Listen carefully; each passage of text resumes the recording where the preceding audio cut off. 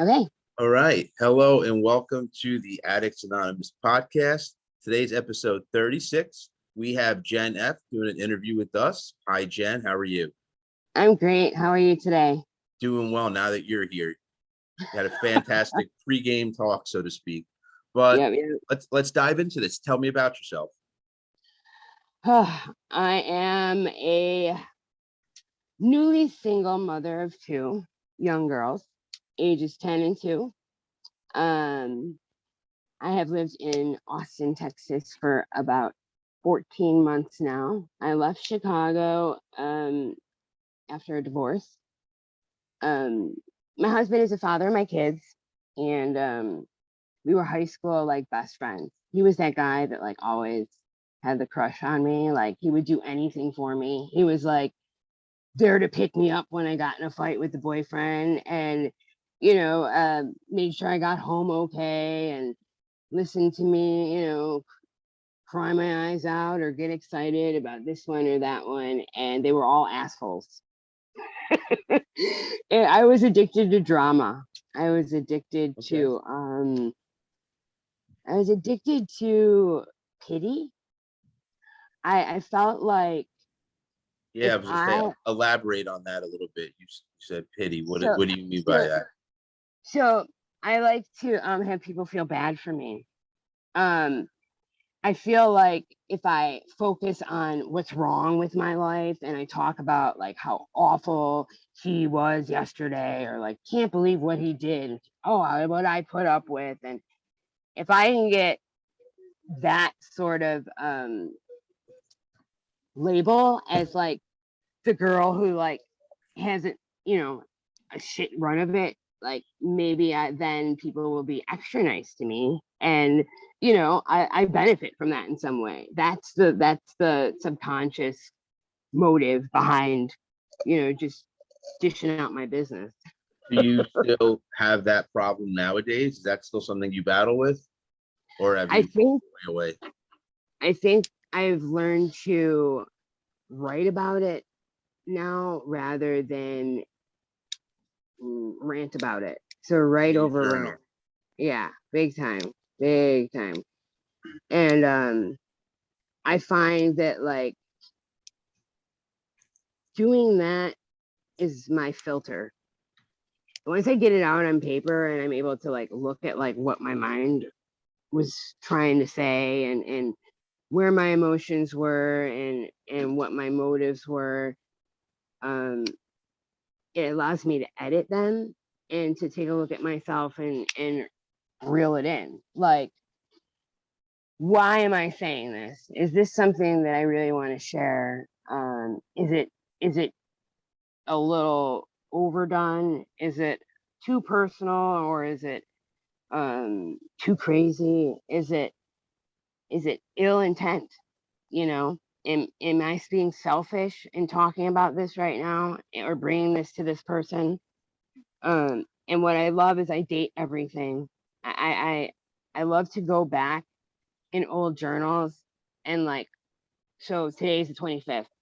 I'll search through my notebooks and see if January 25th of any other year has a writing, and I'll see what I was going through that day. Like, I where have that was I? too. I have, Yeah. but my journals are so derogatory towards myself. I was really self-hating. Oh yeah. In a big way. Like I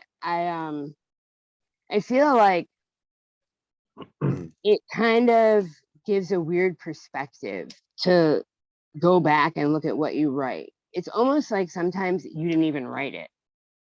You know what I Oh, mean? I Like, know that exact feeling. It's kind of like when I write an article for us. Sometimes when I'm done writing it, I just feel like I didn't even write that, like it's someone else's.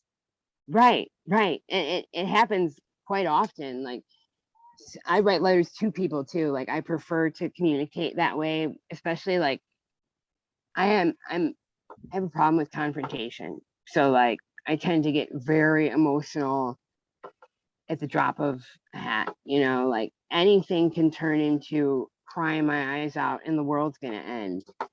And people will be extremely either offended or inspired by what I write them. It can go either way. But I do often get really positive feedback in that a lot of people say like I was meant to write for Yeah, people. Like, like I feel like it's better for me to have that opportunity to edit again, because I can just ramble. And, that sometimes needs to be, a little more planned ahead. Like I need to know what I want to talk about and not go off on a tangent. yes. So tying this into addiction, this is something that probably helps a lot to keep you sober. What do you say Oh, about that? oh, definitely. If I don't process my thoughts and my initial reaction to things, it could take me off in a really bad place. Um, When you say, I'm what do you mean edit? Can you just elaborate on that a little bit? When you say you edit your thoughts? so say like, okay, so this morning when I woke up, I was overwhelmed, panicking almost. I have to be out of my current living situation by the first. Okay. Um, and I'm reaching out to people with my small budget and appealing to them kind of to their heartstrings to give me a chance. I don't have enough for like a crazy security deposit, or um I can't get everything I want, right? Which is a really hard pill to swallow. Um and if I write about it, which I did, I made a list of must-haves, and not so important, and grandiose and realistic. And it helped me to focus my energy on more realistic goals, I guess. Like if I were to not have gotten it all out and seen like, okay, wait a minute. Whoa, whoa, whoa. I do not need laundry. I do not need to live in Hyde Park. Okay. So like let's put that aside right now. And let's also put aside they don't need to know my business about, what I'm going through, why my finances are tight. Like how much do I want to share with these people? Like Yeah. I had wrote an email in response to a Craigslist ad telling this person like how my divorce like was really rough, and like, I'm an emotional wreck, and like it's almost like I needed to say that I was talking to myself, not that guy. Whoever the ad poster was not who I wanted to say that to. I needed to get that out. And like, thank God I didn't hit, you can type emails and delete before you send. Yeah. But Yep. after I went over it and edited, um, I was more professional about it. And, just really aware of my subconscious tendency to get pity, work the pity angle, you know, like, oh, if they know I'm having a bad divorce, like, oh, that poor woman, like, yeah, we'll Yep. give her a shot. You know what I mean? Rather than emphasizing, like, I'm responsible, like, I got my shit together, like, I'm goal oriented, like, it's hard to praise yourself, you know? I could say I'm guilty of a few pity parties myself. Yeah. They suck. It's, yeah, it's like the addict's favorite mode of presentation, I guess, pity Yeah, me. our mode of operation. Yeah, for sure. But anyway, I've been in Austin a little over a year. I came to Texas after living my whole life in Chicago. I'm pushing 40, by the way. Um, because it seemed idealistic. Like Chicago's a huge, congested, crime-ridden city. Okay, with it's corrupt, it's dirty, it's superficial, it's very materialistic, and let's see, like commercial. I wanted to like have an opportunity to like get in touch with nature and like wide open spaces. So like I always envisioned coming down here and like renting some land from some person that owned like 100 acres, right?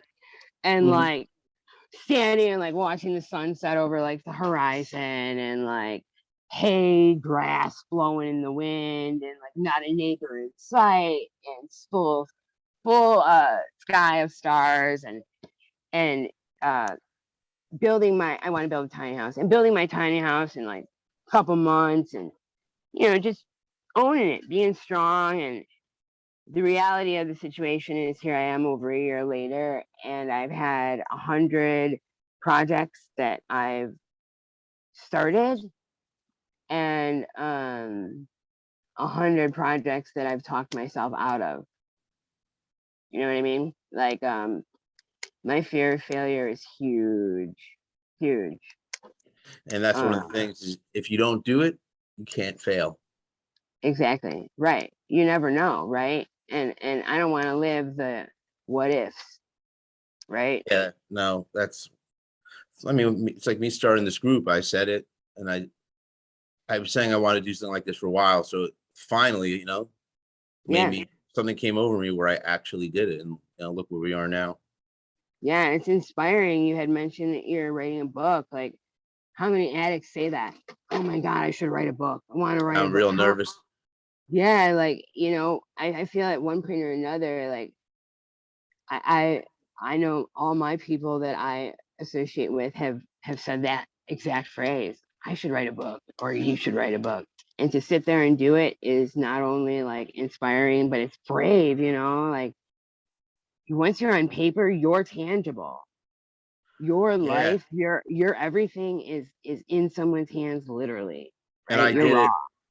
I did it like Bill W. And actually, my friend who didn't read the AA book mentioned to me. He goes, "You need to tell your story first." He goes, because what that does is it gives you the ability to say, "I have a right to talk about addiction." Because he says Exactly. otherwise, people might just think you're like a therapist or something where you're just an author writing a book about addiction. So I'm just going that relates to putting myself out there. Tell my whole story. My Yeah. eating disorder, my bipolar, everything. So I Yeah. don't mind talking about it anymore. I talk about it all the time.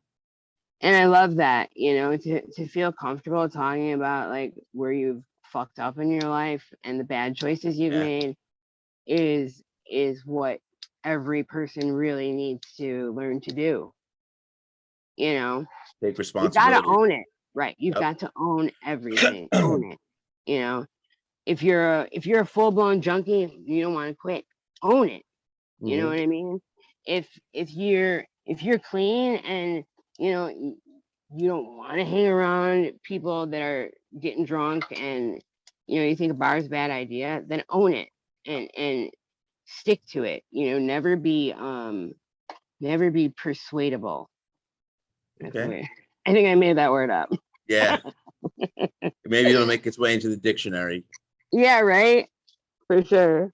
Um, I think like too that my angle is always been like the mom. Like my oldest is 10, so like I find that I don't relate well to women. I think every woman says that in rehab, like they don't like women. I feel like I've heard I've heard like that a every lot. yeah, right? Like I don't have women friends. I have all guy friends, right? Um and I feel like a lot of women just have trust issues um over just years of trauma, you know what I mean? And my like niche is the single mom thing, the woman just trying to like identify herself. I'm 38 and just last year did I start finding out who I was, who I turned out to be. Looking back and realizing that everything you thought you were going to have or everything you felt would never go away, gone. Yeah. What do you mean by that? You want to elaborate a little bit? And take your Yeah. time. Take your time. You breathe if you need um, to. yeah. I think the whole losing my family and their like support and trust and them even believing anything that I say, has been the hardest part of the whole thing. I feel like my drug addiction, sometimes I took it to extremes to get that attention, to kind of remind them that I needed them. And my dad like spent his life saving my life, right? 20 years of overdoses and you know, Did you ask, ever overdose at home where they had? I've heard of stories of mothers who had a Narcan their own son. yeah, the last time I was in my parents' house was 2 years ago, October 30th. And my daughter was born August 13th, 2019. And the agreement, I was on the street pregnant. I was homeless. My parents wouldn't let me, nobody would let me stay with them because I was still with my wonderful husband. And, I married him. So it's his responsibility to, put a roof over my head. And I'm an adult now and yada, yada, yada. Well, the agreement was to file for divorce and I can move back in, right? So I did that. Filed for divorce, moved back in with my parents. I was nursing, I was working, I was really proud to be clean, but my focus was 100% on where was he and how come he still gets to run the streets and get high. Um, Did you miss that? Like you said, well, he's able to still do that. Did you at any point miss the streets? Because oh, I've actually heard people big time, saying they big actually time. missed it. Yeah. And I think like the draw of it all for me is the absence of responsibility and the absence of owning it, right? The only thing you have to focus on when you're homeless is how you're going to get high. Exactly, right. And yourself, you're the only one that matters, right? Mhm. But I had a lot of clean time and we all know that your tolerance goes down. And I had planned my relapse ahead, right? I pumped my breast milk for like a week and I stockpiled it because I knew I needed 3 days to not nurse. I was gonna use and then pump and dump for 3 days and claim I was like sick, like had an infection if anyone would ask, and I would just give her the clean breast milk until the shit was out of my system, and that would be my relapse, right? Well, I hopped in the shower and put the baby to bed, and I was getting dressed, and I realized that my dad was not going to come down because I had just gotten out of the shower. It was the perfect time. So I mixed up my shot and woke up like an hour later on my parents' front porch. My daughter had found me butt naked, the needle in my arm. I OD'd. She ran upstairs to get my dad, and he, for the first time, didn't try to resuscitate me or care about if I was going to make it. He dragged me outside, left me on the porch, and took my daughters to the hospital. He thought like I had been, based on that, he assumed I had been using the whole time and that my little one had heroin in her system. What did he take your children for to the He hospital? wanted he wanted to make sure that she didn't have any drugs in her system. Oh, So because of like, the yeah, okay. because here she is knocked out, and how long has she been using? Like, oh my god, is the baby like fucking addicted? You know what I mean? Like, Yeah. so that was my last overdose at home. I haven't been allowed in my parents' house since. My parents haven't spoken to me. My sister, whose relationship I rebuilt out of a lot of hard work, hasn't spoken to me since. Not one member of my family even considers me alive. I'm never told of new births or deaths, marriages, or babies. I mean, I have zero connection to any blood relative because I think like it was easier for everyone to just jump ahead to the time that I didn't wake up rather than having to suffer through the maybes anymore. How long have they not been talking to you? It's been almost 2 years. My parents think that I'm still getting fucked up. They think that I'm in Texas running the streets and like, I don't know, avoiding my life.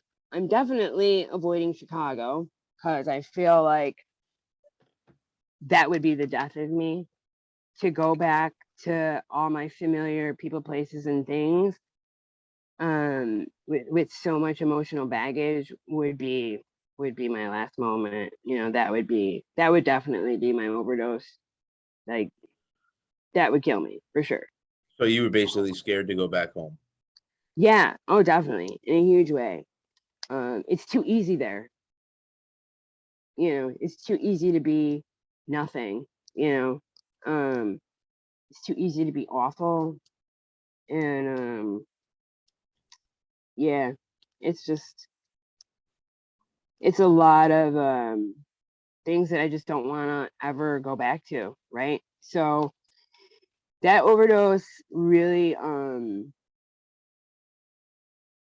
know, that one was probably the one out of all of them that messed with my head the most, because like I was saying before, taking everything for granted, right? I never for a minute thought my parents would just turn their back on me, would just decide that I wasn't worth their time. Like, what could I possibly ever do that would make me not be their favorite daughter, like their daughter, period. And that was it. Like, that was the moment where everything I took for granted was lifted right out from under me. It probably hurt you a lot that your daughter was the one that found you. That probably had some guilt. Oh, yeah, big time. Like, how am I ever going to talk to her about that? I mean, I have to. I'm very honest and open with her. Like, she's mature beyond her years for sure. Like, and that's my fault. I take full responsibility for everything that I've put all my loved ones through, right? Oh, you muted yourself. You muted yourself. There we go. There Sorry, you go. I don't know how All that right. happened. To have zero support and zero like advice, period.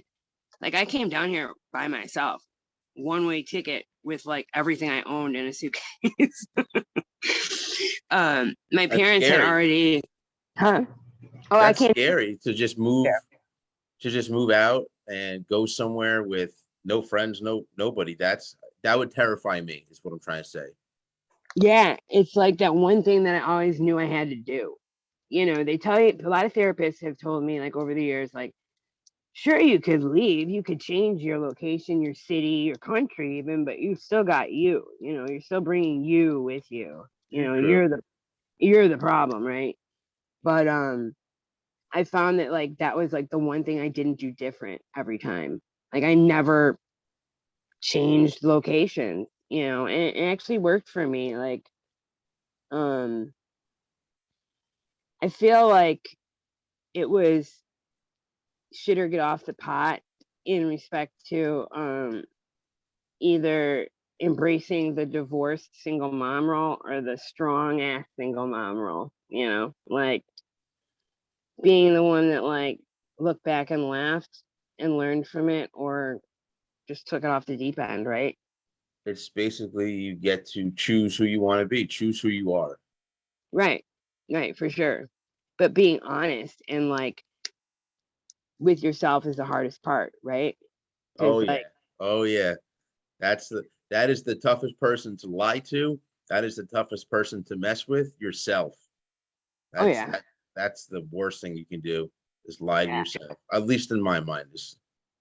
Oh Is yeah, definitely. It's the most damaging thing you can do, Yeah. Because like, then you continue on with these bad behaviors because you think it's okay, but it's really not.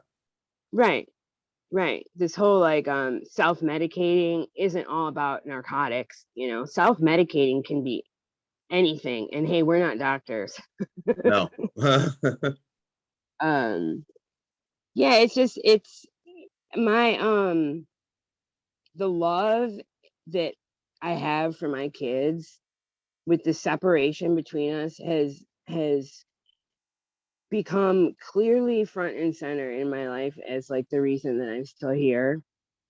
I didn't even want kids growing up, like I've also lost 2 kids. So the 2 that I have, um I've accepted that's God's plan for me. Like I've got to be a badass mom. Like I've got to lead by example and teach them all the stuff that nobody ever taught me that I need to still learn. The useful stuff. Yep. Pass down your knowledge. Yeah, for sure. Um so yeah, being in this situation where like my family my family may or may not jump back on board, that in itself had to be like pushed aside. Because if I were to continue focusing on that, I don't know, I probably would have lost my mind, you know. Well, Um, sometimes it's okay to put that to the side for now. right. Don't forget about it, but Mhm. you could work on it at a time when you're ready. Yeah, definitely. And again, the whole writing thing has helped. Like I continue to reach out to them all the time. I write letters. They never respond, but at least I know that I'm communicating with them. It may be one-sided, but they know where I'm coming from and how I feel. And that makes me feel better. It may be selfish, but I need that. I need them to know what they did that hurt me or how I feel bad about how I've hurt them and how I'm aware of it. Yeah, that's the biggest thing is making our amends and apologizing for the shit we done, the shit we put them through. Yeah. And that's not just parents, it's everyone. For me, Oh my yeah. ex-girlfriend, I put her through a lot of shit. My mom, she said the only thing I did to her was she goes, I knew something was wrong with you. I did not know what, and I did not know how to help you. So she felt helpless, which is probably hard on a mother. Right. Oh Like yeah. I would feel hopeless with my daughter if that was the same thing. Yeah. I look at my daughter who's going to be a teenager soon and I am scared to death because I almost feel like I've set her up for failure. You know, Why do you my think dad was that? my dad was an addict when I was young, and he went to rehab when I was like 4 years old and got kind of clean, clean enough, and was always really open and honest about it. And I think he wanted to like use that as a trust builder. Like he's told me he felt that by sharing that I would get out of it, that I could share anything with him because I would see how hard it was for him to talk about it, right? But it had the opposite effect. Like I was looking at my dad, this like father of 2 beautiful girls in private school with a house, yearly vacations, 3 cars, pets, and an ex-addict. Like he dabbled in drugs and he survived and his life's great, right? So I could do that. That was my get out of jail free card.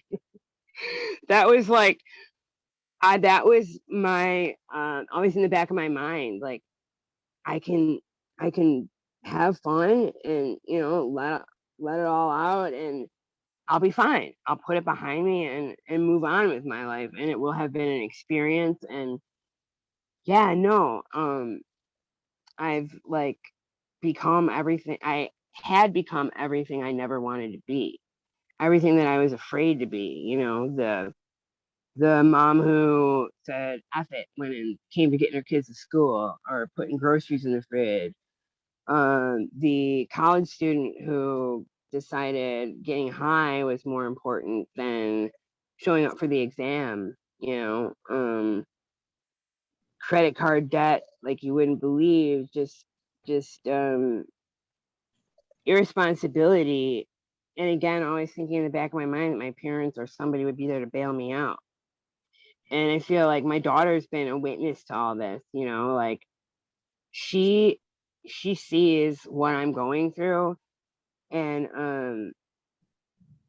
she's herself is dealing with a 2-year-old sister who she basically parents, an emotional mother who she can't touch, who she talks to every night, and it's all superficial, you know. There's so many things I've missed out on, and moments that like will never be able to be gotten back, that as a clear-headed, goal-driven individual in my current state, like, moments are everything. Everything is about experiences, um, and learning experiences. That's my like outlook right now. Like, I wanna my favorite quote is Mother Teresa: "Live as you will have wished to have lived when you are dying." And I used to look That at is that, that's yeah. profound. That is a great thing to say. Wow. And I used to look at that quote as my like, that's why I do drugs, right? That was, I used to look at it that way, that party while you can, right? Never say you didn't. But now, like, that I've kind of untwisted my thought process and I can see it for what it is, it's like, don't don't don't waste it, right? Life's a gift. Every moment's a gift. Every person's a gift. Every lesson learned or not learned is a gift, right? Um, I feel like where everything was frivolous before in addiction is so much more meaningful and impactful in sobriety. Like, it's harder to just cast things off when you're not in a haze all the time. Yeah. You know, when you're experiencing things for what they are and you're really in the moment and you can process it with a clear head, it makes it that much more real and worthy of your time. Yeah, I mean, that's something we definitely struggle with as addicts. Yeah, for sure. Um, we were talking before we came live about like the sense of the community, you know, the sense of community um in recovery, because recovery is a lifelong thing, is so important and so like under stressed. Like, you can't do it alone, you know, you can't really do anything alone. It takes a village should apply to everything. Yeah, I mean, even just going to the grocery store, you need the Right. employees to put the products on the shelves. You need the shipping companies that take the food from the, whatever it is, the manufacturer's place and bring it Right. to the actual stores. Mm-hmm. You have to like keep in mind that everything has a million working parts. Oh And every yeah. moment does, every person does, everything, you know, like, and I'm a big believer of everything happens for a reason. There's not one moment that was not meant to be, you know. Every OD, every um every diagnosis, every yeah, great moment was a moment that I learned something from. You know, you take something away from everything. Otherwise, what's it all about? What's the point? Yeah, a lot of people, they don't do that. And it's like you have to look for something to take away from your experiences, because you have to be proactive about it. You have to say, I just Yeah, made this mistake. What do I do next time the same problem arises? So you have to be right, looking for that. right. That's what I think. It's like that fool me once thing, you know. Fool me Fool me once, once, shame on shame on you. you. Fool me Fool twice, me shame twice, on me. shame on me. Yeah. And then yeah, so, and it's super true. Like, if you don't learn from your experience, then it's all for naught. Yeah. You know, you're gonna have to go through the pain again until you learn from it. Like, people, for example, when you pray for strength, I believe that God presents you with a really difficult situation through which you have to be strong. That's how you get strength. You suffer through it and you earn it and you pull it out of the depths of you. Um, when it's You have all to you live it. have. Yeah, for sure. Um, and I can't stress honesty enough. If not with, um, others, with yourself. Oh yeah, that I always say that is the worst person you could lie to. I think we might have said it earlier in this Yeah, we episode did. where It's yeah, true. and well, we come back to it again because it's just something people need to learn. Maybe we could pound it into their heads, you know. Mm-hmm. Yeah. I think the immediate gratification mindset of a person in active addiction is so damaging and so like long lasting. Like you can carry out putting down the drugs ain't no thing, right? Anybody could stop smoking crack or stop, smoking dope or whatever, but when shit gets tough, not everyone can handle it. That's what makes us different. That's what separates us, You have to learn how to like push through. And often I've found that, again, the community aspect, having someone to just relate to or just listen or distract is like, it's almost like God being physically here with you and walking you through it. Or to have someone that genuinely understands what you're going through because they have personally been there before. Because you can talk to all the doctors you want, all your family members. You're the only one that knows and what it feels like to be an addict, and only these other addicts know how that feels. So I think it's a better form of communication when you can talk to another addict. I think you Oh, need all yeah. types of communication, but that's a good one. Yeah. And like we were talking about that. And that's a lot of addicts will say that they don't feel comfortable in treatment unless their counselor or group leader has been where they've been. Otherwise, they feel almost insulted. At least Yeah, that's how I've felt. If you've never done a drug a day in your life and you're going to sit there and literally say you know how I feel, no, you don't, and you won't, and don't patronize me. It's almost like, well, I'll show you. yeah, It's a lot easier to get something out of a relationship when you guys can like relate. absolutely, absolutely. It is something that Bill W. discovered back in 1935 was that when two addicts talk to each other, something different happens. Right. Anyway, Yeah. that's how AA started, was service work, helping others without Hmm. expecting anything in return. And it just grew because then the next person, then the next person, then the next person did that. Yeah. But yeah, he Being figured that out a selfless. long time ago. That's still the point of a lot of programs, whether it's like we have 10 steps, whether it's a 12-step program, is community and Yeah.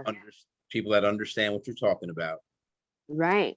Like the sense of community is has been a lifesaver. In many times where like I tried to avoid falling into my old routine of standing alone, right? Proving to everybody I could do it by myself or I didn't need anybody. The only person I was really proving anything to was myself, and I was proving that I was wrong. um, that having someone on your team in every endeavor changes the whole script, right? Yeah. Like you're building a house, okay, which I'm hoping to do soon. If I had a carpenter on my team, hey, my house is gonna look a little bit better, isn't it? Yep. Uh, Absolutely. yeah. Um, but since I've been down in Texas, I've been doing a lot of service work. The homeless population here is crazy in your face, right? Like, Really. yeah, it's we have camping. They're allowed to camp on the street. Okay, They're so allowed to? they were up until Oh, the law has changed since I've been down here. About okay. 3 months ago, it changed. They instituted a camping ban. Okay, so now all these hundreds of tents that you saw lining the expressway ramps are in the woods and like off like behind big box stores and stuff, right? So they basically push people into the shadows. So sad. And it's so sad. And it's given me a lot of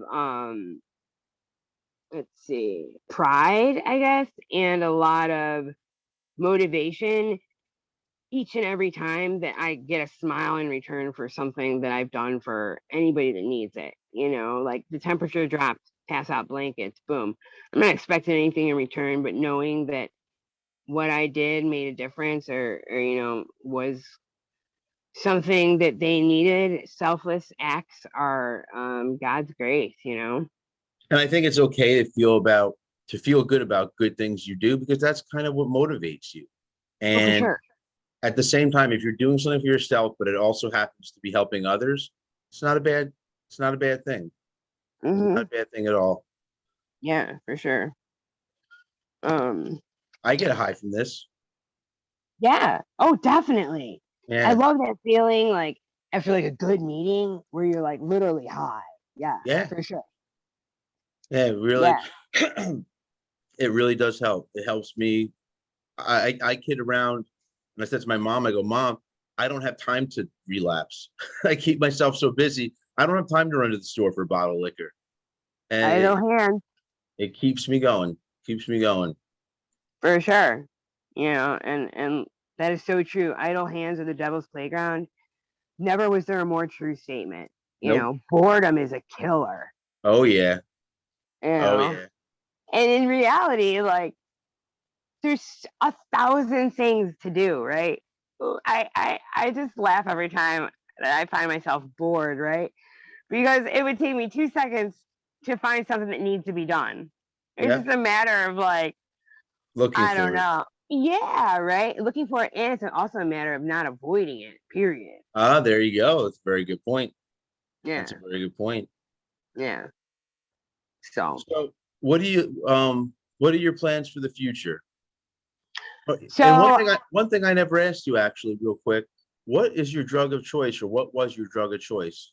heroin, Heroin, okay. Yeah, I IV know. user. Yeah. IV user. Mm-hmm. Um, Who my introduced you addiction. to it? So, I dated this guy. I met him when I was 23, and he introduced me to both heroin and crack cocaine. Okay. So, I spent the next 4 years of my life just ruining my life, and then I had 7 years clean. And in that 7 years, I had my first daughter. I was a killer mom. I had a home that had a income property. I got married. I had 2 cars. We had been to Hawaii and Disney World, and I mean, I was like living my dream. But again, taking it all for granted and convincing myself that it just wasn't good enough, and that I deserved, a break, Yeah. right? I needed an out. Um, so those years clean and this year clean has been really introspective. It's all I want to do is learn more about why I do what I do, Yeah. and how I can do more of what needs to be done. Yeah, for sure. It's good about learning about yourself. You have to become familiar with your own brain, you know? Oh yeah. You lose yourself in addiction. You have to wear 1,000 masks. you know you have to be able to mold into any surrounding and make it work. Yep. You're not, you don't even know who you are, so everything feels wrong or right. And it's confusing to keep up with all that stuff. It's really hard to define anything about yourself when you're never, let's see, never taking hold of or owning any attributes Gotcha. you know So let me ask you this. Being an IV heroin user, this is a random question. How do you feel Yeah. about safe injection sites where people can go there, get clean needles, and they can actually have somebody supervise them while they're getting high in case they overdose, they can Narcan them? How do you feel about those sites? Because from the studies, hepatitis C goes down, AIDS goes down, there's less Oh, deaths. oh yeah. I am 100% behind it. I think that what Portugal has done and what Vancouver is doing is it's in the numbers. Like And you mean it's in the decriminalizing data. you mean decriminalizing Decriminalizing, overdose? exactly. You cannot criminalize drug use. You can't criminalize poverty, but somehow we have. We've criminalized just things that are really beyond our control, and I think it's another example of how government is way too involved in everyday decisions that a person makes. I think 90% of drug use is inspired by the fact that it's against the law. you know, it's your initial like taboo moment. You're doing what you're not supposed to do. That's half the thrill of it. Yeah. Um, Having it be safe is huge because 90% of the overdoses aren't because these people don't know what they're doing. It's because they don't have any idea what they're buying. Not This is true. most of Fentanyl. this. Yes, fentanyl is crazy, like crazy strong, and people think they can like tell, and their tolerance is like this, and they know their shit, and they know their dealer, and they know where their shit's coming from. You never know, and like you never know what you're doing, and the main thing that comes along with like living in that life is the lack of hygiene and cleanliness. The lack of just safety. Using sharing needles is beyond common. It's like just a natural thing. The norm. It's a norm, right? Like you cast it aside, like it's not going to be me. Is the mindset that gets people killed. It can't happen to me. Is the worst stance you can have, because what makes you so different from that guy? How are you the chosen one? It's going to be the one person that it doesn't affect. You know, Yeah. sorry, you're human too. Yeah. Everybody, like you said, you're a human being. Yeah, No one's anything above and beyond that. right. And like the amount of people that I've lost to overdoses is crazy, and it's not just the overdoses. It's septic or sepsis, like when they get like the infection from the Yeah. I bacteria think it's from just using the called dirty. septic. Yeah, that's it. Yeah, I've lost a couple people to that, and like just heart problems. I mean, the shit that we're putting in our bodies ain't what we think it is, and that's what sucks. If the government could, you know, regulate it, or if somebody could just be more like, I love the people that volunteer at concerts and they'll test your drugs for you. I've never heard of that. Yeah, they'll go to music festivals, like literal like nurses and stuff, and they'll set and you bring them your drugs and they'll test it for purity, and they'll tell you exactly what it is you're doing. How much heroin's in your heroin. Interesting. Yeah, and it's actually saved. It's made a big difference. Like concerts and festivals that had like a notoriously high like death rate or ambulance showing up, is now cut in half or down by 80% because people are taking advantage of knowledge. Knowledge is power, right? Yeah, yes it is. And I don't know how many times I've said I wish I could test this and see what I'm doing or what's in this or how strong it is.